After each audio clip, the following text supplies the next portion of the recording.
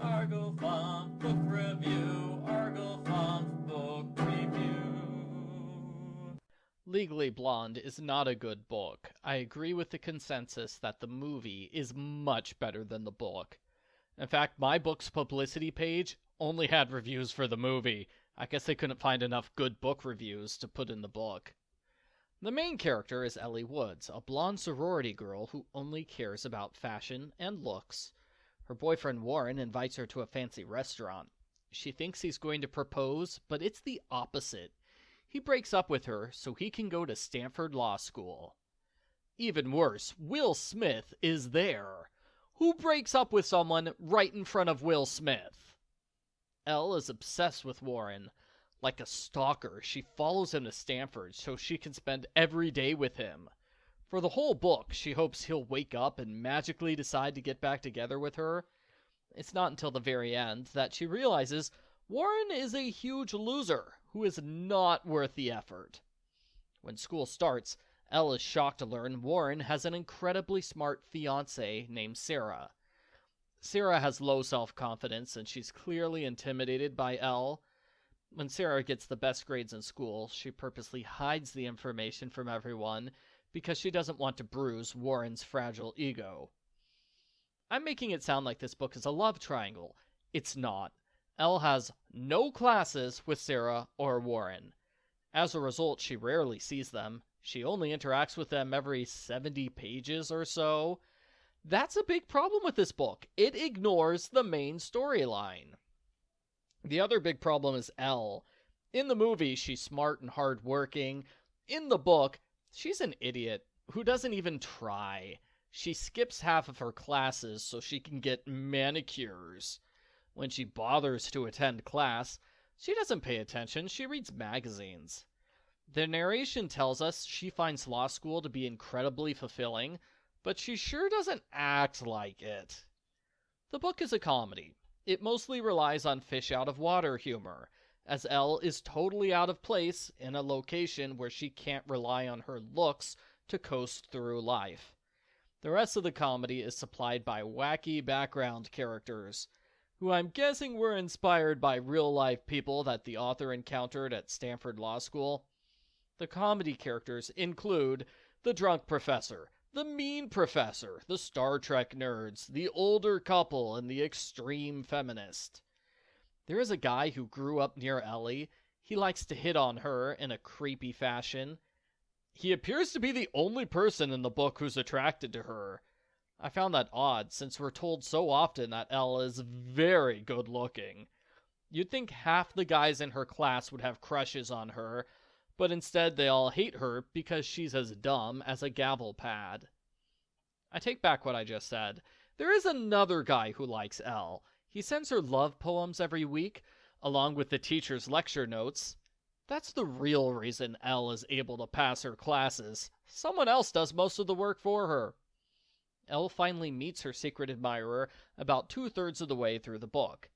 He's a very minor character. He's only been mentioned twice before this, only in group scenes. Elle talks to him and, haha, I'm just kidding. She ignores him, and he's only mentioned once for the rest of the book. The whole secret admirer storyline was a lot of build-up with no payoff.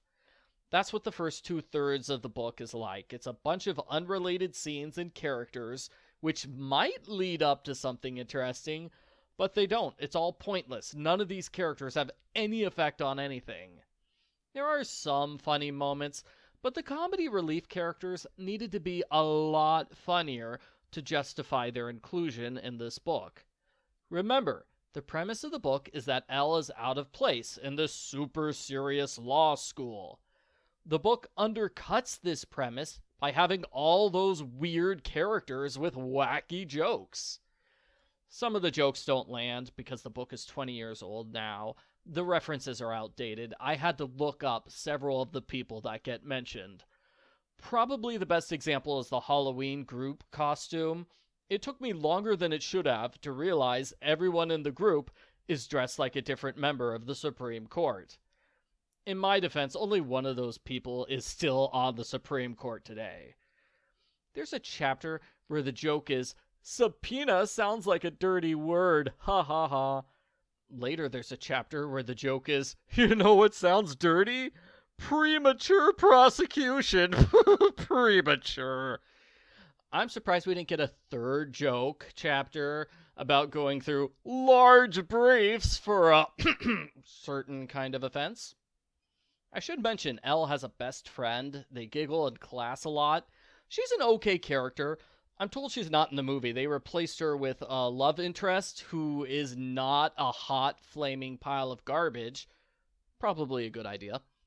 The book gets better about halfway to 2/3 through when it introduces a new story that cements the plot. A major legal firm hires 4 interns for a high-profile case. Elle decides the defendant must be innocent because she's blonde. Elle thinks blondes can't commit crimes, unless they're fake blondes like Madonna or Dan Quayle. The defendant is named Brooke. She was in a rival sorority at Elle's school, so Elle is able to get all the good gossip about her. That inside information gets Elle the internship. Brooke's alibi is that she was at a meeting for people who are addicted to the home shopping network. There were about 20 people there. It's an anonymous group. She doesn't want to reveal their identities. I thought it was dumb. Brooke would rather go to jail for a murder she didn't commit than name one of the 20 people who could give her an alibi. At the very least, she could have asked them if any one of them is willing to step forward and clear her name. But no, let's protect their privacy because they buy stuff on TV.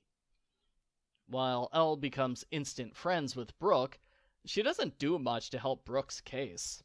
At the deposition, Elle gets distracted drawing pictures of earrings. At the trial, Elle has to stop and ask the real lawyers to explain basic terms like probate. That really detracts from the idea that Elle is a smart, serious student. The trial feels a lot like Encyclopedia Brown, Book 16, Case 9. In that case, the witness claims she was in the bathtub for an hour, which is a lie because she's filing her nails. Nobody files their nails after being in the bathtub for a long time. That's a beauty rule. A similar case is Encyclopedia Brown, Book 14, Case 5, in which the witness claims she was swimming for an hour. Her unwrinkled skin and flawless manicure prove otherwise. Here in Legally Blonde, the witness claims she took a shower after getting a perm. That's against beautician rules. Nobody washes their hair that soon after an expensive hair procedure. Elle interrupts the trial to point out this contradiction, which results in the witness confessing she's the true killer. Brooke is found innocent, Elle officially decides to stop pursuing Warren, and everybody celebrates because Elle is the best lawyer ever. That's the story of Legally Blonde. As I said, it's not a good book. Elle is not the likable protagonist that she is in the movie. The first half was particularly unfocused, as the majority of characters and chapters go nowhere. The second half is better, as a lot of it focuses on the murder trial. I kind of wish it had been more like a murder mystery novel, where readers can solve the mystery on their own, but it works fine. I figured the mystery solution would hinge upon something only Elle would know, like the drying time of nail polish or shades of blonde hair dye. It's less Elle is a secret genius, and more, wow, Elle lucked out by stumbling upon a situation where her obsession with hair treatments proved useful for once. The book is bad, but it's not a total loss. I like the fast pacing due to the short chapters. The premise is fine. It's clear the author is writing from personal experience in many places. 2 or 3 jokes made me laugh out loud. Elle may be awful, but she's nowhere near as bad as Jessica Wakefield from the Sweet Valley High series. She has occasional moments of depth and intelligence. Still, there is no way I would recommend reading this book over watching the movie. I've only seen bits and pieces of the movie, and I have no doubt it's far superior. Even a lazy novelization of the movie would be better than this book. I give Legally Blonde a 1 out of 10. But I'm not blonde, so maybe I'm biased. I'm going to end this video with a completely irrelevant tangent. I worked at the Stanford Library. 2008, 2009, one of those years, I forget which one. So I worked at the Stanford Library, not library, bookstore, Stanford Bookstore. So I was hired as one of their extra workers that they hire for the rush season at Stanford, which is like 3 weeks. 3 to 4 weeks, they stagger it. So like 1 week, it's basically all the people from other countries show up. So they show up like a week early before the others. And as this book indicates, it's like 1 week sort of like for the law students, and then another week's for like the general ed. And she has a terrible time at the Stanford bookstore. She doesn't really like it because there's this one person in line who just won't stop talking. So I do want to extend my apologies to Elle, because I think I know what happened there, why you had a bad time at the Stanford bookstore. Even though I worked there like 7-8 years later after Elle visited. Man, I had this coworker and he just would not stop talking. He would talk to every single customer in line. It's like, hey, how are you? Not just the standard small talk like, hey, did you find everything you were looking for? Looking forward to the school year? Yeah, you know? He would have like a 5-minute conversation with every single customer who showed up. So he would not just ask the basic nice things and keep moving. And so it would have been fine, except he only knew like 2 or 3 stories. And 2 of those 3 stories were what he heard on the radio this morning while driving over to Stanford. So, oh gosh, so he'd repeat like the silly news story he heard, and he'd repeat this for every single customer. It's because I was right next to him. I got to hear his thoughts on this again and again and again, to the point where I could tell the story myself in my sleep after just like 15 minutes. It was super annoying. And, you know, I felt like I was a much better bookstore employee, because, you know, I would take your books and let you go. I'd take your books and let you go. I would get through like 10 different clients by the time it took him to get through one client, because he had to tell them about the newspaper. So I didn't like that. And of course, who ended up getting hired full-time? It was him, not me.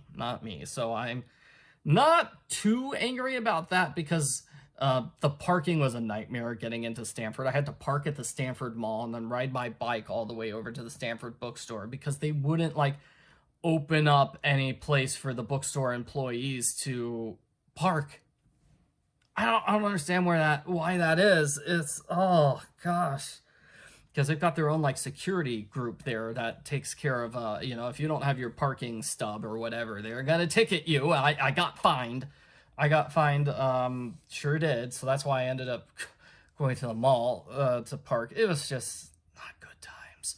So I apologize to Elle, you know, and all the people at Stanford, because I worked at Stanford bookstore that decade, and, you know, I did try to be a great bookstore employee and help out the kids. So, you know, there's some of them that I said, it's like, you know, when they picked a book like Darwin's, a book by Darwin, I'm like, hey, you know, you could get this book online for free, right? It's free. You don't have to pay $25 for it. But they did not take my fantastic advice.